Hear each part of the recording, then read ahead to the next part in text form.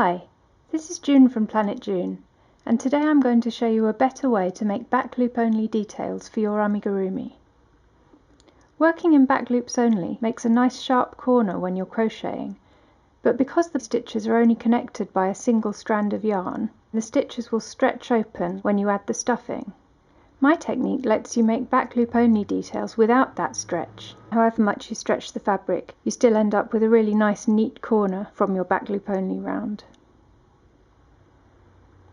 If you look at the stitch you'll be working into, you'll see the usual front and back loops, but if you rotate your work forwards a bit, you'll see that there's another horizontal bar just beneath the back loop at the back of the stitch.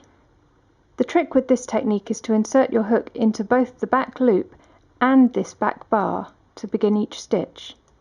It is a bit trickier than usual because the back bar is tighter than the usual loops you crochet into. Then complete the stitch as a single crochet. Yarn over and draw up a loop, yarn over and draw through both loops on the hook. Insert your hook into the back loop and the back bar of the next stitch.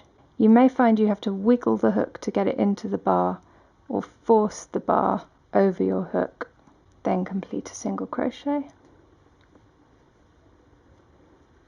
This technique is easier if your crochet hook has a pointier, less rounded tip. If you're finding it difficult, then use a yarn needle and go into the back loop and the back bar and just pull it open for each stitch around before you start.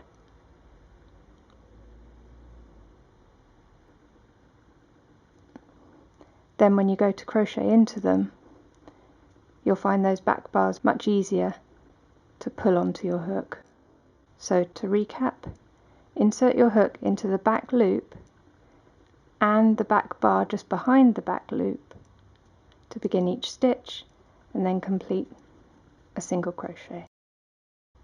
You can use this technique instead of a standard back loop only stitch in any pattern that's worked in both loops, with occasional details worked in back loops only.